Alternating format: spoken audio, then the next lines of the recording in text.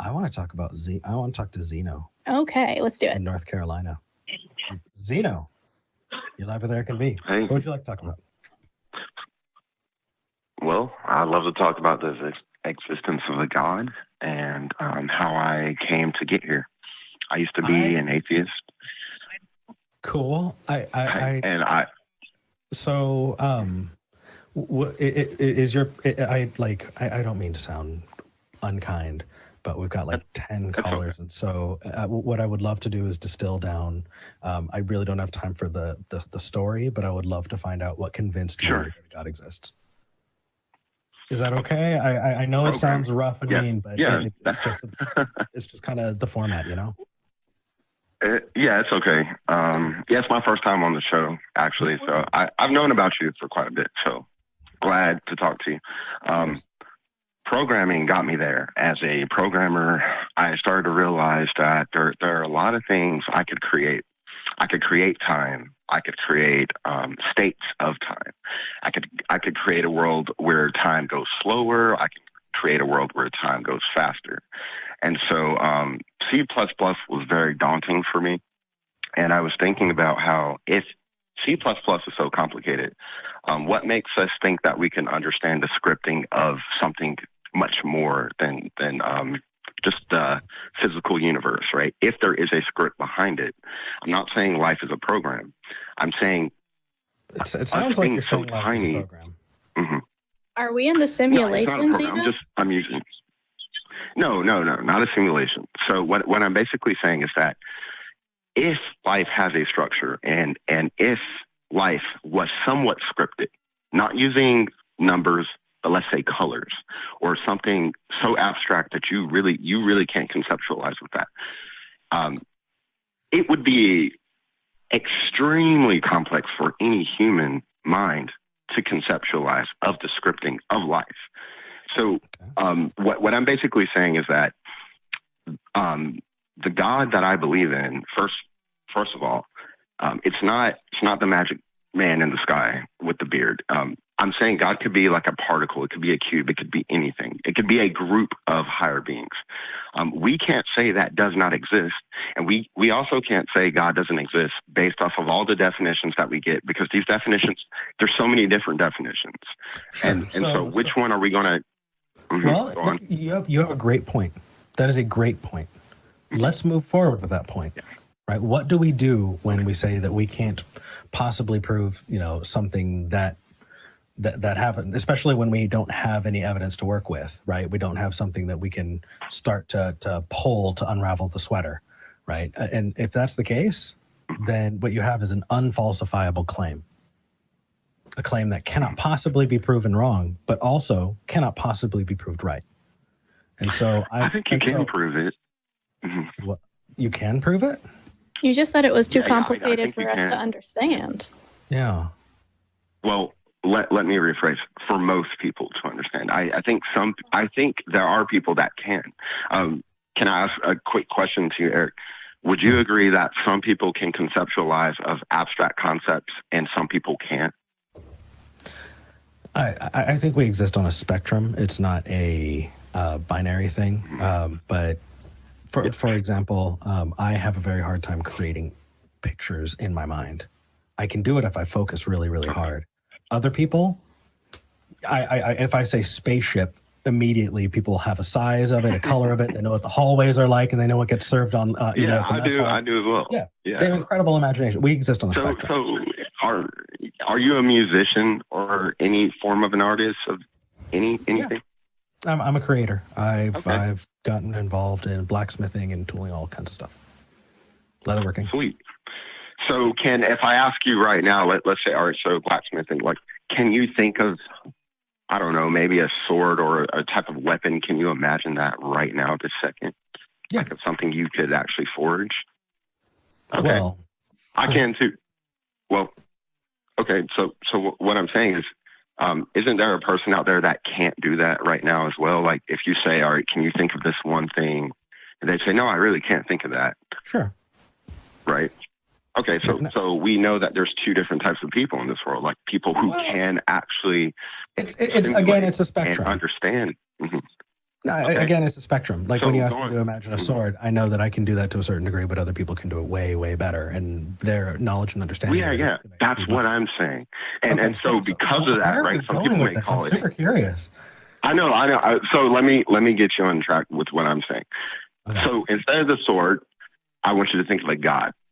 Okay, you might not be able to do that using this example, but I can. As a programmer, I think it's sharpened my mind to be able to do this because I heard the other caller talking about timelessness and there's a God that can exist without time. You guys had a hard time understanding like there could be a God that exists within a different state of time. Well, No, you program, you deal with that stuff all the time. Zeno. Literally all the time. Yes? Zeno. So we've got a couple of problems there. Number one, it's not a lack of imagination. And I've honestly heard it other ways too. I've heard people say that their lack of imagination proves their God exists. Also, can we just point out that everybody here has proven that swords are a thing that exist? So talking about a sword and then a god, especially a god that you just explained, we do not have good arguments for yet. As for the timeless quality and states of time, I think that's BS. I think it is. And as a programmer, Well, wait, as a can programmer, I disprove this? as a programmer, you do not create time. You create rules, and you are creating if-then statements. You are creating compound processes that act on each other. And those things, you took time to do it, didn't you? Did it take time for you to program? You took time, yes, but there are different shades. That, like the way I would say it, there's different shades of time. That is a book that I would be interested in reading, The Shades of Time, because right now I would write that book actually. But what I'm saying is, Eric, is that BDSM I was an programming. atheist. Yeah, once I became a programmer, that's when I stopped becoming an atheist because it's like I was the god of that world. And what I'm trying to say is that where does space, time, and matter come from? We don't know. But what I do know is that understanding the complexities of life, there could exist a being or a group of beings that could create space, time, and matter. Yeah, absolutely. Could if we don't examine it. I just prove God. Well, so hold on, Xeno. If we don't examine it, if we assume that anything that you can imagine is even possible, because I can imagine things that are impossible, I just going all the way along that route. That is why people believe in aliens and Bigfoot and the Loch Ness Monster. That's why people believe that Elvis is still alive and that Hitler is living somewhere in Argentina. There are so many conspiracy theories, right? People who are saying, well, you can't prove it wrong, therefore I'm justified in moving forward with thinking that it's right. I don't think that's what you should do, because I think you open yourself up to all of those other weird, crazy conspiracies. Yeah, but if you have a good grasp on reality, I do. Isn't there a way to predict something that is true? Of course, everyone. I would argue that a lot of people think they do have a good grasp on reality, but Eric, you what just I'm saying is that think you have a there are good grasp people of who are reality. better at- I'm gonna be a generous interlocutor. I'm assuming, but didn't mean that.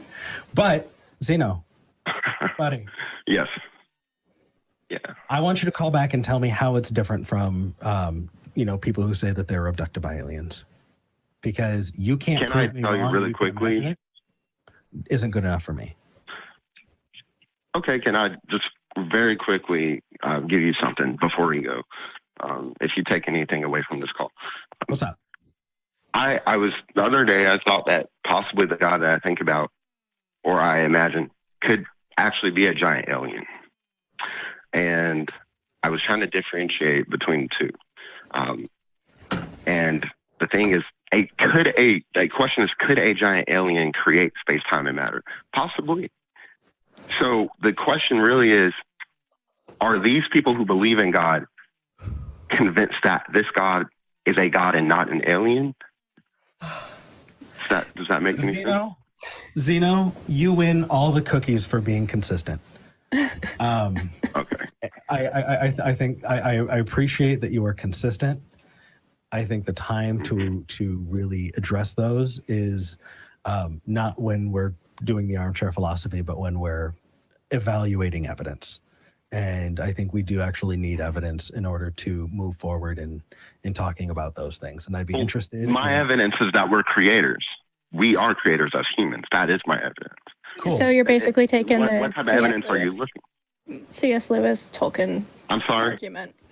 Yeah. Tolkien and C.S. Lewis both use the "well, we create, therefore we are created" argument, and It's the fallacy of composition and division. yeah. If I take a steering wheel out of a car, I can't hold it and say I'm holding a car. No, I'm holding a steering wheel. But there's so many different types of evidences, right? There's so many different types. Yeah. What type of evidence are you asking for? Well, I would like one that's not fallacious. That's a good start. The fallacy. Eric, what type? If you literally ask me, what do you need? Well, for aliens, how about an alien? No, for a god, like an actual god. Matter of fact, Eric, how would you define a god? Because there's so many different definitions. Yeah, I don't. I wait for people to call in and tell me their definition, and then I look at it and decide whether or not I think that's even possible. This definition is possibly large. Is that a good way to find the truth? Alien is amazing. Yes, it is, because I'm not going to. Eric, that doesn't sound like you're looking for the. That doesn't sound like you're looking for the truth at that point. I created a fucking show and did it for years, where I open up for people to call in with what they believe and why. But you're not really elaborating on my examples. You're not really elaborating, but you're not elaborating. You're just saying it's an alien. Then I suggest you go to the Discord. Yeah, because I think that once we get into aliens, you need to call Truth Wanted. But Eric, I've been to the Discord. That's why I've come here. Like a bunch of atheists just banned me. They're like, okay, like they're so closed-minded. I had to come here to talk to you. So I'm basically. Okay. So next week, I want to have an honest discussion. Yeah, next week call in specifically about aliens, and we will. I'm down to talk for a little bit. But why do you keep saying aliens? Because the fault that I gave you with your method of thinking also leads to people being able to say, hey, well, that's exactly the same kind of evidence that I give when I try to prove that aliens are here abducting people, in the Midwest. And so I think that if I'm dismissing those alien abduction claims, then I'm applying that same methodology here. It sounds like you are accepting those claims, and that's why it's interesting to me. That said, we've got like 12 other callers in less than 20 minutes. All right, Eric. Well, but hopefully does that explain that at least? It didn't explain it at all, but I mean, it was a nice try. I still think I checkmated you. Oh, that's cute. Okay. Bye. Bye. Checkmate, atheist. Yeah, well, he clearly checkmated you not only because you're not clearly looking for any evidence, but also even if you found the evidence, you only think you have a good grasp on reality. But that is easily disproven by the fact that you did not understand his argument. Yeah. Although, here's the deal. I can flip that around too, right? And this is what I like to do. I like to flip the argument around and see if it can prove the other point as well. And it did for me. So I started reading fantasy. I started world building. I started drawing giant maps, like as big as this green screen behind us, like huge. What green screen? They're actually demons there. Sorry. Broke at the fourth wall there for a second. They're in a timeless state right now, though. Lucky for us, they look mad. So I started building worlds and coming up with histories and coming up with deities and magical creatures who could do this, that, and the other thing. And my ability to structure my thoughts that way and to come up with things helped me to start the process of thinking that maybe the stories I was told weren't true, because I was actively creating stories on my own that weren't true, that were just as false and probably made more sense. So yeah, you can restructure how you think about things based on a hobby that you have or a way that you're looking at things, but that does not mean that just because you had an idea for a metaphor, automatically everybody else has a poor grasp of reality. Like, Jesus. Yeah. Conflating imagination with reality is going to cause so many different problems. I just don't want to, and then what's possible, and there's so much stuff to break down there. But that said, I think it's time to thank the patrons. Absolutely. Thank you guys for sticking with us through the ridiculousness that is this show. I love it. I love it. We have so many theist callers. We don't have time for all of them, and I'm really bummed out about it. And I hope if you're a theist caller, we're going to try and talk to you. We're trying to get through. But if we don't get to you, and I hope we do, but if we don't, please don't be discouraged calling again next week. We are going to take more callers though. But first, we want to thank our top 5 patrons. Our top 5 patrons this week are Eric Tweet, CJ Dennis, Dingleberry Jackson at number 3, Desert Heathen, and Bethany P. And I know you like shouting out 6 and 7 as well. Well, Balaam's Donkey is down at 7 now, which is, respectable still, quite respectable. And Marry Me V is at 6. Yeah. Thank you so much. Again, there are lots of ways that you could support the ACA and the show and the stuff we do. One of them, if you're in the live chat, is there's a donate button up above. And since it's a nonprofit, 100% goes to the charity, which is amazing. But if you want to support us on Patreon, patreon.com/talkheathen to me. Thank you so much.